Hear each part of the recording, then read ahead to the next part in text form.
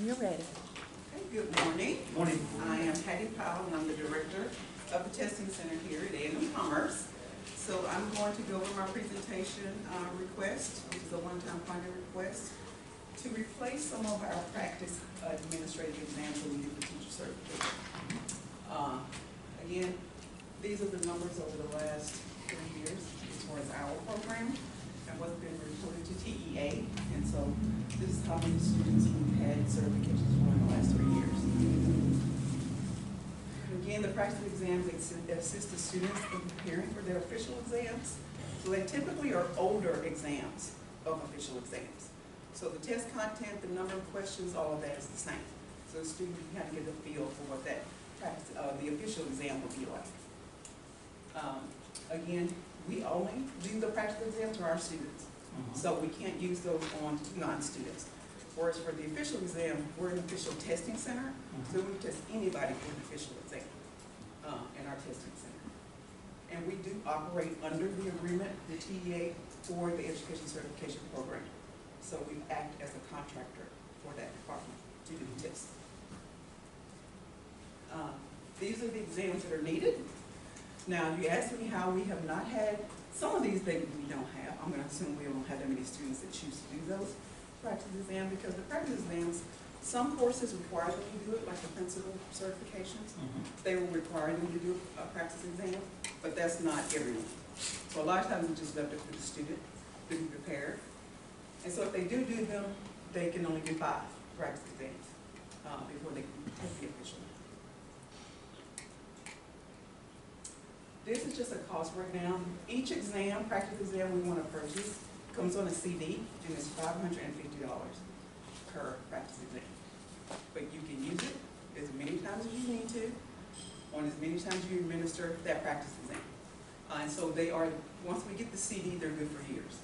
And as you can see on some of them, when I'll show you the dates of how old some of those, I think that one how old some of them are, they are still using ones that are like 2008 on some sections.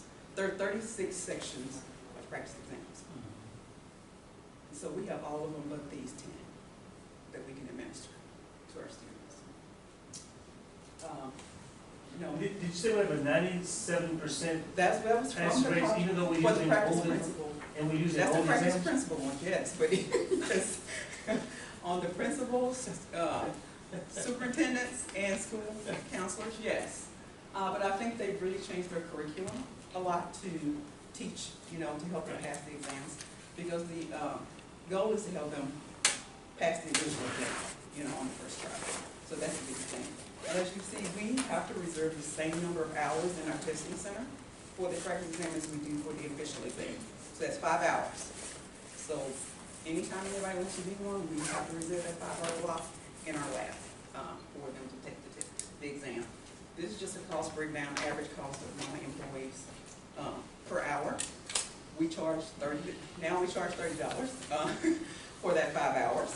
So again, it's not something that we make a profit on, but we know it's something that our students need. And like I said, as you can see from that other chart, the increase in the number of students taking the practice exam has increased every year. And so it's going up a lot. And they're utilizing more. Like some of the instructors are telling them, you need to go take the practice exam. Yep, my little lab has 17 computers only. And we're in the one-stop shop. And our lab is separate from the lab that's free to students and run by the math department. Some testing centers are set up where they're both under the same testing center. But the way our lab is set up, that one is under the math department and is funded through student services fees. My department is an official revenue producing department. So the university pays for my salary, my admin salary, and 1 GA. All the other people in my staff is paid based on our revenue that we generate. So I'm constantly looking how do we generate revenue and that sort of thing. We have to reserve 10 seats every day in our contract with Ms. Pearson now to do the official exams. So every day at least 10 computers are blocked off, unless it's the day we don't have anybody. We then manage the other 7 computers and the times we're not giving the official exam to do practice exams and every other exam that we do in testing. crank out probably, we test more than 4,000 students a year with my staff, which is a lot of students. Sometimes we have to get in an extra lab if we're doing TSI or something like that, big groups, and our dual credit testing, because we do that for our partners, so we have to get a lab over in Get South or something like that. But for the most part, we're operating out of that lab in the one-stop shop with those 17 computers.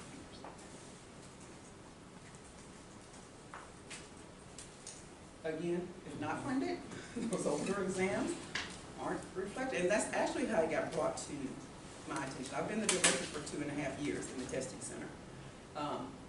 They took a physical education practice exam, and then they took their official exam. They were like, this wasn't reflective of what that exam was. And so we started researching. Well, the exam, the contract for teacher certification used to be under ETS, and now it's with Pearson. So trying to find that information on Pearson, we emailed and we called. We finally found the list of the practice exams, what the effective dates were, and we went through all our CDs. So that's how we came up with the 10. Technically, we can give those old exams. I think that's a disservice to our students because some of them truly aren't reflective of the official exam, and that's what they're supposed to have. There's no purpose of doing the practice exam. So that is a disservice to them. And we would just continue to administer those older versions until we can fund it. If we're not funded, already decided, I would try to give the Education Certification Department to see if we can, come up with funds. $550 is a lot of money per test, but they get a lot of use over many, many years. So it's not like something you're going to be doing every year based on how they revise and send out new updates. Now, I think the breakdown in the process was those notifications of the exams changing goes to the Education Certification Department. So over the years, they've sent those, apparently, but nothing happened with them. So I think that's how we got so far behind on some of those ones that are really old. When you see they've been the updated versions. So I've discussed that with Aaron Swinson, who's the director, to say, hey, this is something you have to watch out for, and then we need to have that discussion sooner, so that we're sure we're replacing those old exams whenever they come up with other practice exams. Any questions from anybody that I did? The testing service at one time used to allow the GRE score to be used internally. That's not a testing center policy, so that must be something for the department. No, it used to be here on campus. Oh, no, that's on goal. That's your goal? To do the GRE? Okay, yeah, that's Yes. okay. We can do the GRE subject exams. Correct. We can't do the general exam. Correct. So we are actually, as a goal for next year, my department is going for the national certification for testing centers. So we're going for the national certification. Honestly, there's only 14 testing centers in Texas that have that designation. That tells you how. It is very stringent. We started it in February, March this year. It'll probably take us a year just to get all the documentation and all that sort of thing. Again, it raises your credibility in the testing center. So I think that'll help once we then go try to do the GRE. I mean, most of our master's students come to us, but we can do it, we can test anyone. It's not just our own students. Right. So yeah, that was one of the things when I applied for the position. I looked at what tests could we be doing that we're not doing, and that sort of thing. Again, to help fund and bring in that revenue. There are several things that we can do. We now do the certifications for the environmental agency, the biometrics. So that was a new piece of business, and it has really picked up because there's only like 4 in this region that administer that testing. So we've added that, and we've added. We're doing a math placement test. We just signed a contract to do that. So definitely I've made a lot of changes in that department because it didn't look professional. So when I came on, I turned the storage room into offices, bought new furniture, which was over $18,000. We put in a new camera system last year, which was over $12,000. We did get P funding to put in a whole air conditioning unit. That lab did not have an air conditioner, and it has a drop ceiling. And you know what it's like in Texas in summer. It was hot. I mean, and you can't have loud fans in there blowing. So we ended up getting heat funds, over $8,000 we put in an air conditioning system, and one thing I'm really proud of is that we have now added an ADA room. We did not have an accommodation in our lab to do ADA testing, so we actually paid for that. We got heat funds, and then we paid for the camera system. So we definitely tried to make some changes in there that better serve those. And again, we can test anyone that, we don't just test our own students for some things. Yes. You mentioned that you administer 6,000 students a year. Over 4,000, just over 4,000. Over 4,000. Do you know the numbers of our students, TMAC students, out of the 4,000? No, I would have to go back, because definitely like for teacher certification, because we can administer to anybody, Right. they can be anybody. Can be anybody. Okay. Yeah, it can be anybody. Same thing with TSI, we can administer to anybody, that sort of thing. That is one of the things that's lacking in our department, it's like just data collection. It is, which is a pet peeve of mine, because I'm like, you can't tell your story unless you have the numbers to tell your story. And so those are the reports and things that I've been working on, asking IE if they can help me get that. Because again, it makes it easier to do these type of presentations, but also for our IE goals and everything, and just running the department better and efficiently. So that is definitely something that we are working on. And it's only for a certain major, right? So that again, It's only for like the education major on campus, right? this practice exam, yes. Yes. Okay. So it's all, but it's any of the concentrations. Okay. Okay, so that, like I said, there are 36 practice exams. Right. So you have the certification, and people can be certified in any of those 36 areas. And another piece of business I probably am going to add is the masters. We don't do the certification for master students, which there's no reason that we shouldn't be doing that. Oh my gosh. A lot. We do ACT and SAT, LSAT. That actually does not come any revenue to me. My staff does it. I actually, they pay the proctors that administer it on Saturday, but they can't do it without my license. And my staff and the university has to be connected to a testing center. So we do those. Of course, we do CLEP. We do TSI, of course. We do Texas. We do the CTCE for counseling. We do the NCE. We do, gosh, we do so many. Off the top of my head, I can't remember. Just off the engineering and the nursing.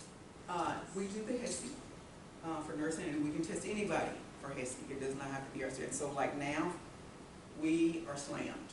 Nursing, we do THEA, because most testing program, education programs still use THEA. For the reading portion, if a student doesn't have the ACT score or SAT score that makes them college ready. So we do hundreds of those. And so now, because we have so many, I even during, with the limited seats, I block off 10 for official teacher cert, and we block off 6, basically 6 slots, 9 and 1 for THEA and HESI in the lab. So basically we're using the other 4 to do everything else. And so that group has 3 slots, each of them. THEA has 3 slots and HESI has 3 slots every day, all the way through summer, because we'll be doing it all the way through summer. Of course, orientation, this is our busiest season. So once March hits, it is all hands on deck. And that's the other thing I do with my revenue. The student workers and GAs work full time for me.